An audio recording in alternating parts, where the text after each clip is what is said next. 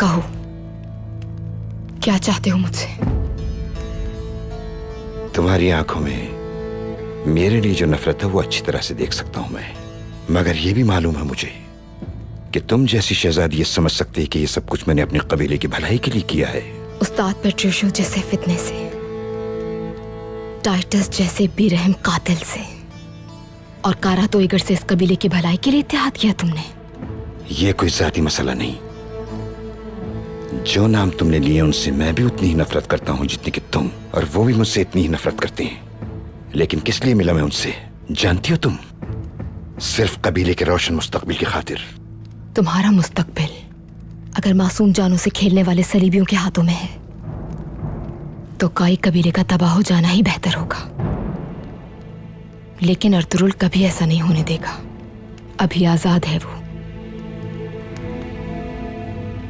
तुम्हें बहुत जल्द वो तुम्हारे अंजाम तक पहुंचाएगा। बहुत पछताओगे तुम, देखना। सुलेमान शाह बहुत जल्द अपने मुकाम पर होंगे। अब वक्त गुजर चुका है हलीमा सुल्तान। सुलेमान शाह और उसका खानदान, वो सब लोग कबीला बदरी के दौरान मारे जा चुके हैं। ये नहीं हो सकता। बदकिस्मती से ये हो चुका है, लेकिन तुम तसल्ली रखो, तुर्गुत माहिर है। उसने ज्यादा अजियत नहीं दी होगी उन लोगों को मारने में। और जहां तक ताल्लुक है उनका, अर्तुरुल और वो दोनों नमूने, दुआन और बमसी, तो वो सलीबियों की कैद में पड़े हैं इस वक्त। झूठ है ये, झूठ बोल रहे हो तुम। ध्यान से मेरी बात सुनो हलीमा सुल्तान।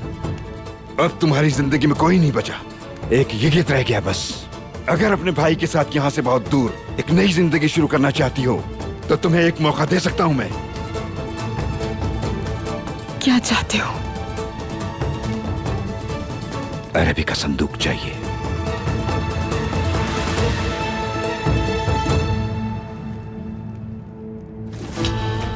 इब्नुल अरबी ने कहा था कि संदूक की हमारे अलावा किसी को खबर ना हो। इसे हरगिज़ खोलकर मत देखना। वो वापसी पर अपनी अमानत ले लेंगे हमसे। सुनो हलीमा सुल्तान, अगर तुम मुझे ये बता दो कि संदूक कहाँ है तो तुम और तुम्हारा भाई सुकून से रह सकते हो कहीं भी। ये मेरी पहली और आखिरी पेशकश है तुम्हारे लिए।